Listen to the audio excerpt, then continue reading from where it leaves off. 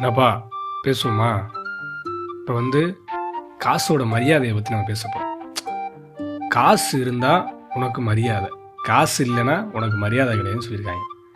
இது நம்ம குடும்பஸ்தன் படத்தில் ஆல்ரெடி நம்ம பார்த்துருப்போம். இது நான் சொல்கிறது ரிலேட்டிவ்ஸ் கதை. நான் சம்பாதிக்கும் போது வாங்க தம்பி, போங்க தம்பி, சாப்பிடலாம் தம்பி, நல்லா ஆகிக்கலாம் தம்பி, இந்த வார்த்தையை தவிர வேறு எந்த வார்த்தையும் வந்தது கிடையாது. எனக்கு எப்போ ஆக்சிடென்ட் ஆச்சோ அப்போ நீங்கள் பார்க்கணுமே, மக்க ஒருத்தனும் பார்த்தல.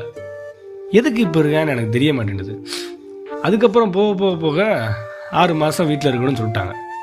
அப்படின்றப்போ அதுக்கப்புறமா அது வந்தாங்களா? வரவே இல்லை. அதுக்கப்புறம் நான் ஒரு காது குத்து, அதாவது நான் தாய் மாமன், நான் போகிறேன் அந்த காது குத்துக்கு. நினைத்தானே உட்கார வைக்கணும், காது குத்து என் மடியில் தான் நடக்கணும். அவங்க என்ன பண்ணிட்டாங்க, அந்த காது குத்துறவன் பையனோட தாத்தா உட்கார வச்சு காது குத்துறாங்க. இது எவ்வளோ பெரிய ஃப்ராடாக இருக்குது. நீயா இருந்தால் என்ன பண்ணியிருப்ப அந்த இடத்துல?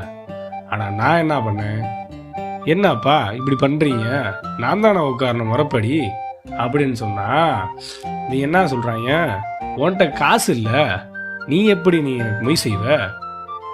நான் அப்புறம் மொய் சொல்கிற, அவர் தான் மொய் செய்கிறாரு, அவர் தோடு வாங்கி போட்டிருக்காரு, செயின் வாங்கி போட்டிருக்காரு, அப்போ அவர் தான் உட்காரணும், நீ எதுக்கு உட்கார்ற அப்படின்னு சொல்லிட்டு என்னை அனுப்பி விட்டாங்க.